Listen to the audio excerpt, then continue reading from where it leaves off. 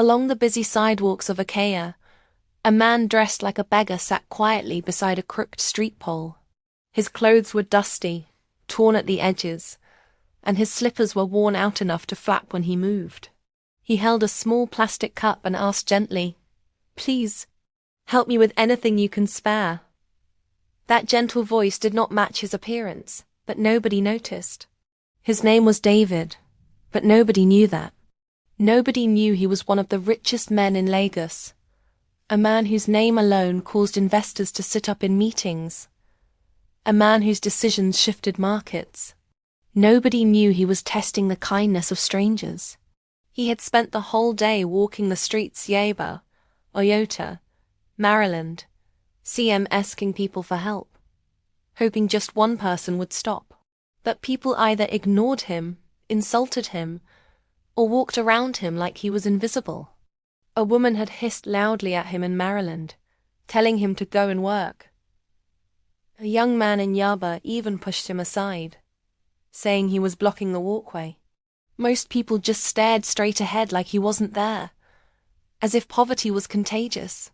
By the time evening came, he felt disappointed, frustrated, and alone. David had always wondered if kindness still existed in Lagos, or if the city's pressure had drained it out of everyone. He wanted to know if people could still give without expecting anything in return. But after a whole day of rejection, he began to doubt. He was about to stand up and leave, tired and drained, when he saw her. Amara. She walked like someone carrying a weight bigger than her small body. Her steps were slow, her shoulders slanted with exhaustion, and her eyes looked dim with hunger and frustration. Amara had been job hunting since morning, moving from company to company under the hot sun, wiping sweat from her forehead with the sleeve of her faded blouse, praying anyone would give her a chance. She had certificates, she had skills, she had hope, but hope was beginning to feel heavy.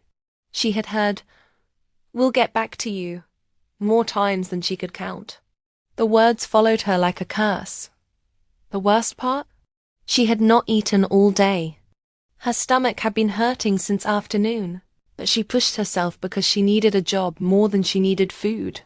Finally, when her legs began to shake, she used her last 700 naira to buy a small takeaway plate of rice, her first and last meal of the day. She sat on a wooden bench under a dim streetlight to eat quickly before taking a bus home. She opened the plate slowly, the small portion of rice and 2 tiny pieces of meat looking like a feast to her starving eyes. Just as she lifted her first spoon of food, she heard the man's voice behind her. "Please, I'm hungry. Can you help me with food?"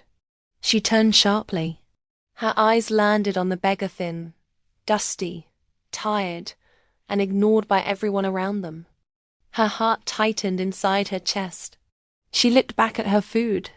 It wasn't much, just enough to quiet the hunger twisting inside her.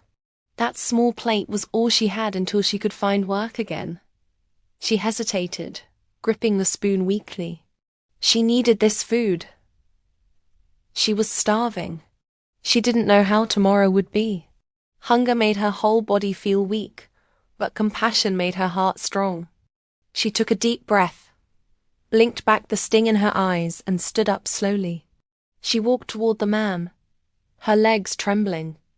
Without saying a word, she placed the plate in his hands. "Here," she said softly, her voice shaky but kind.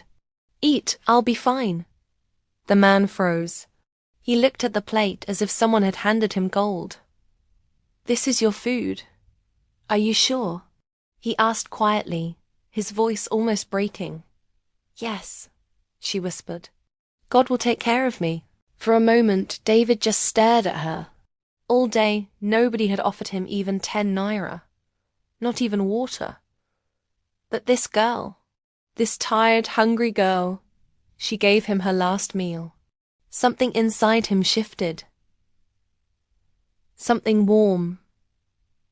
Something deep. "Thank you," he said, but the words felt too small. Amara nodded and turned to walk away. As she stepped back toward the bench, her stomach growled loudly. but she ignored it. She was weak, but she felt strangely peaceful, even though she didn't know what tomorrow would bring. She didn't see the way David watched her, like she was something rare, something precious, something he hadn't expected to find. He finally spoke again, voice shaking slightly. "What is your name?" She turned back, surprised. "Amara," she said quietly. "My name is Amara." She was about to turn again when she heard him stand up. "Amara, wait." She stopped. Slowly she turned again. David removed his dirty cap. Then he wiped his face with a cloth he had hidden under his shirt. Amara frowned. Something wasn't right. His skin looked too clean underneath the dirt he wiped away. His haircut was too neat, too sharp. And his eyes, calm, observant, steady, didn't match the appearance of a beggar at all. Those eyes looked like they had seen boardrooms, not street corners. Amara swallowed hard, suddenly uncertain. Who exactly was this man? He stepped closer. Just one step, but even that was enough to give her goosebumps. The confidence in his posture didn't match the helplessness he displayed earlier. The strength in his shoulders, the assurance in his gaze, none of it aligned with the dusty slippers and worn-out clothes he wore. Amara took a small step back, her heart beating louder than the noise on the street. The crowd around them kept moving, cars honking, buses yelling, hawkers haggling, but everything between Amara and the stranger suddenly felt quiet. Too quiet. You're not a normal beggar, are you?" she whispered. David looked at her for a long moment, a small, knowing smile touching the corner of his mouth, the kind of smile that hid more than it revealed. "Amara," he said softly, "there's something I need to tell you." She froze. Her breath caught in her chest. The streetlights flickered above them as if responding to the tension in the air. David took another slow step toward her. "The truth is," he began. And just as he opened his mouth to continue, a loud crash echoed from the road. A Danfo bus slammed into a tray of oranges. People shouted, and the sudden chaos swallowed the moment, cutting his words short. Amara jumped. David looked at the crowd, then back at her. His expression had changed sharper, more alert, almost protective. "Amara," he said again, voice low and urgent, "please don't go anywhere." She stared at him, unsure whether to run or stay. Her heart raced, her hunger forgotten, her fear rising. Who exactly was this man? And what truth was he about to reveal? Everything inside her whispered that her life was about to change. But she didn't know if it was for better or worse. Amara didn't sleep well that night as she lay on her thin mattress in her tiny room, staring at the ceiling while the sounds of Cirilla nightlife drifted in through the open window, her stomach growling softly as hunger tugged at her. But even that wasn't what truly kept her awake.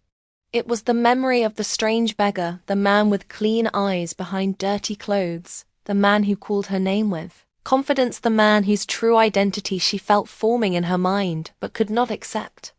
She rolled from side to side, trying to push the thought away, but every time she closed her eyes, she saw the moment he wiped his face and revealed skin too clean for someone who claimed to be suffering, and she felt fear, confusion, and curiosity twisting together inside her chest.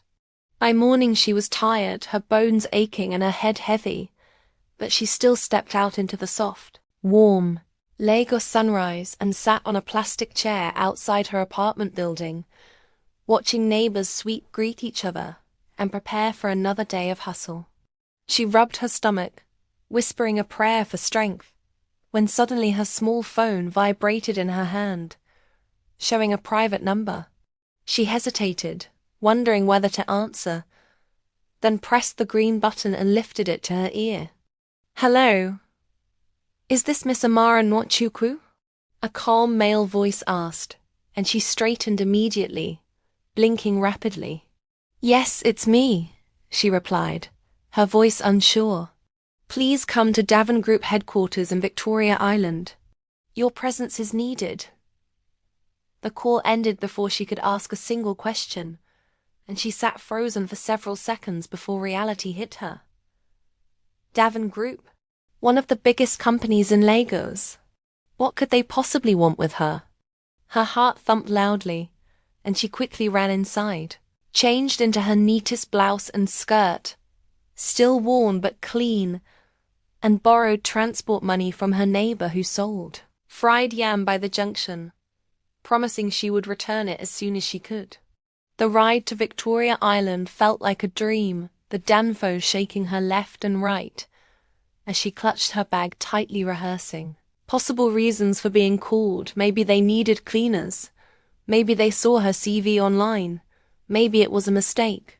When she arrived, she stood before the tall glass building, overwhelmed. Its shimmering surface reflected the sky and the bustling streets below, and she felt too small, too ordinary, too out of place to walk through its doors. But she stepped forward anyway. Inside, the reception area gleamed with polished floors and cool air conditioning that wrapped around her like a whisper. The receptionist looked elegant, her voice soft but formal, as she instructed Amara to take the elevator to the top floor. Amara stepped inside the elevator, watching the numbers rise, her heartbeat matching the blinking lights. When the doors opened with a soft ding, everything inside her froze. There he was, the beggar. Not a beggar at all this time. He stood tall inside an office so beautiful she felt her breath catch floor to ceiling. Windows overlooking the glittering ocean, a massive desk made of polished wood, shelves lined with awards, and the man himself clean-shaven with a sharp haircut, and a perfectly tailored navy blue suit that fit his body like it was crafted just for him. "No," she whispered, her voice trembling as she took 2 steps backward. "It can't be you." The man, no longer dusty, no longer hunched, no longer invisible, smiled gently and walked toward her with calm, steady footsteps. "My name is David Adeniyi, CEO of Davin Group," he said quietly, his voice carrying the weight of truth. "Yesterday I wasn't a beggar. I was testing the kindness of people in this city." Amara's knees felt weak, and she grabbed the arm of a nearby chair for support. Her mind spun. CEO? The CEO? The same man she fed with her last meal. She felt her throat tighten as she whispered, I gave you my only food." David nodded slowly, his eyes softening. "Yes, you did.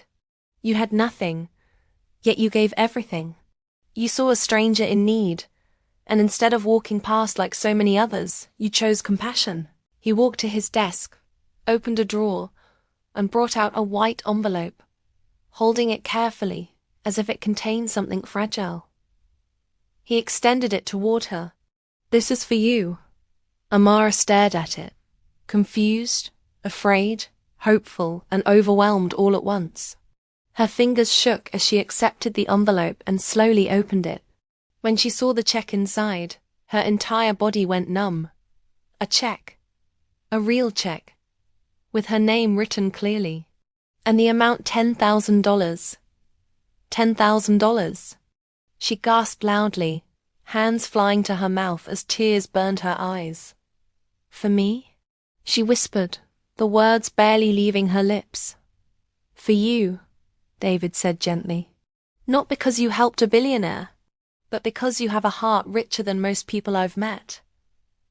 Tears spilled down Amara's cheeks as she stared at the check, unable to believe it was real. It was more money than she had ever seen in her life.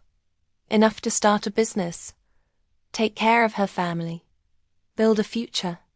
"I don't know how to thank you," she whispered through her tears. David smiled softly. "You already thanked me yesterday. Your kindness reminded me that there is still goodness in this world. You changed the way I see people. You changed my heart. Now let me change your life."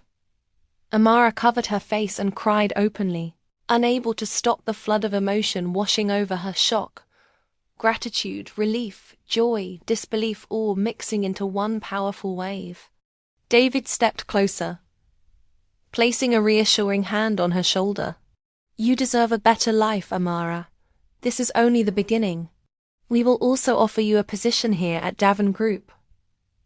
Your kindness, humility, and courage are qualities we value. Her head snapped up, her eyes wide. A job? He nodded.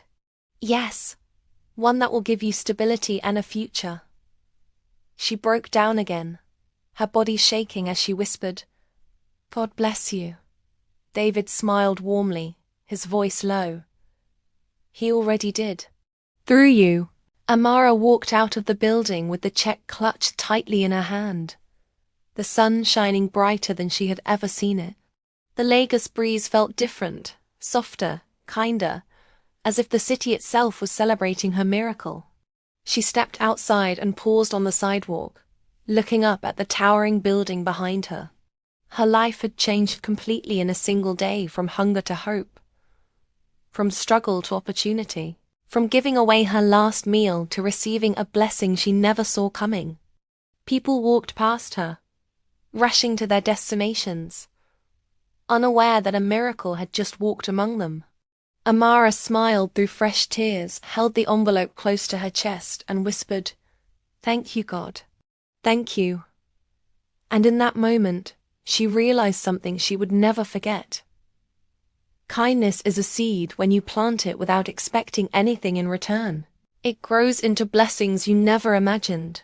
Just one act of compassion had opened a door she didn't even know existed. Her journey wasn't over, but for the first time in a long time, she saw a bright path ahead. A new beginning. A second chance. A life transformed by a single choice to give even when she had nothing. And somewhere high above in his office, David watched her from the window with a smile, grateful that, in a world full of noise and selfishness, he had met one person whose heart was pure enough to change everything. Kindness is a seed. You don't know when, where, or how it will return, but it always finds its way back. Give even when you have little, because a pure heart is worth more than wealth.